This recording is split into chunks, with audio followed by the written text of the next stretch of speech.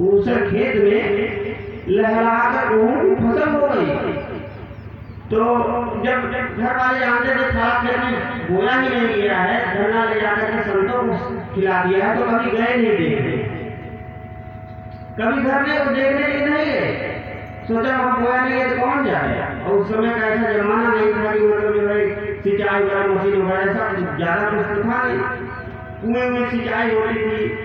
तो इसे देखने गए, देखने नहीं गए। और उस साल अकाल की स्थिति आ गई और किसी के घर में मतलब किसी के खेत में जो है अन्न नहीं हो गया, लेकिन उनके खेत में लहलहा कर फसल तैयार हुई। तो गांव वाले क्या काम किए कि सोचे कि अब ये भी गए बताए कहें बहुत थोड़े फसलों तो इतना बढ़िया फसल लाता कि जहाँ देखे दिल खुश हो गया। कह भैया हम तो कोई भी ना दिए, भैया फसल जो खेतों में रहे, अरे कहाँ जाए देखा तो सही। गए देखे वही चमत्कार सा और फसल लहरा रही, बड़े खुश हुए। और गांव वाले सोचे कि ये बताओ हम लोगों को फसल हो ही नहीं रही है और ये इनका फसल तैयार हो रहा है, चलो क्या काम करें काट उठ करके जो है इनको ये खत्म कर दें। जब हम लोग फसल नहीं हो रही, इनकी फसल नहीं हो रही, क्या काम किया कि इस रात में सब लोग योजना बनाए कि हम काट करके वो करेंगे। और जब गए करने के लिए, काटने के लिए, फसल डिस्ट्रॉय करने के लिए गए, तो वहां जाकर देखा कि जो है दो बालक चारों ओर फसल की रक्षा कर रहे हैं, चारों ओर खेत के घूम रहे हैं। बड़े ही अत्यंत रूपवान दो बालक घूम रहे हैं। लोगों ने नदिया कैसे दूर लड़कियां घूमत है वो बड़ा इसे दिखाते दूर से देखा रात में है ना भाई, अगर हम लोग फसल काटेंगे तो जरूर ले जाकर कोई बता देगा कि फलाने ने काटा है, झगड़ा होगा इसलिए चले आए। कई बार जब भी प्रयास करते थे जाते थे देखते थे वहां दो बच्चे जो है भ्रमण कर रहे हैं। और इसके पश्चात जब फसल तैयार हो गई, धन्ना के परिवार काट ले गए उस फसल को, तब धन्ना आए और आने के पश्चात उनके परिवार उनका पैर छान के गिरने लगा। कहा धन्य हो आप, आपकी और आपकी और आपकी भक्ति इतनी धन्य है कि इसके बीज में बोया गया संतों के पेट में, लेकिन हुआ कहाँ? धन्ना के खेत में। बीज कहाँ बोया गया?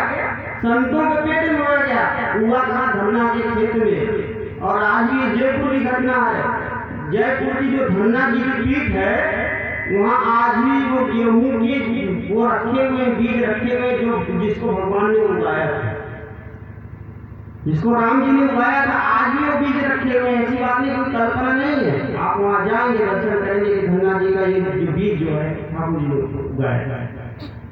तो संतों की सेवा के अनंत महिमा है। तो इनकी पत्नी जो थी रैदास की साधु सेवा करती थी। संत आते थे गांव में आए, कहीं आए, सेवा में भूल जाती थी, लोग लाख छोड़ करते। तो जो सास की खिलाफ हो गई उनके, रैदास जी तो भगवान के भजन में रहते थे, पत्नी को कभी कुछ कहानी कभी जानते थे, पत्नी भी साध्वी थी, साधु सेवा में मन लगता था।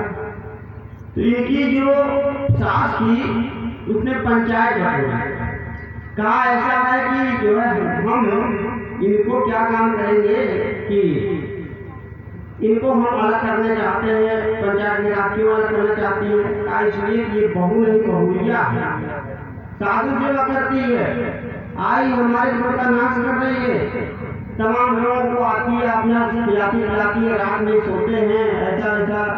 जब लोग सात्विक जीवन को नहीं समझ पाते हैं ना, तो कलंक लगाने का ही काम करते हैं। ये संसार की रीति है, तो कलंक लगाने का प्रयास सासू ने किया।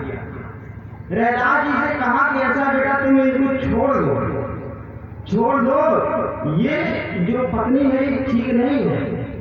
रैदास जी ने कहा नहीं, हम राम जी का भजन करते हैं, राम जी हमारे एक पत्नी व्रत थे और मैं भी एक पत्नी व्रत रहूंगा।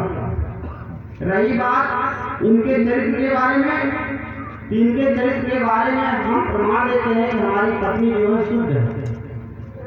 साफ ने कहा नहीं बिल्कुल शुद्ध नहीं, ये संतों की सेवा करते हैं और संतों के सेवा करने के नाते पुरुष आते जाते रहते घर में, इसको हम कैसे शुद्ध मान रहे हैं।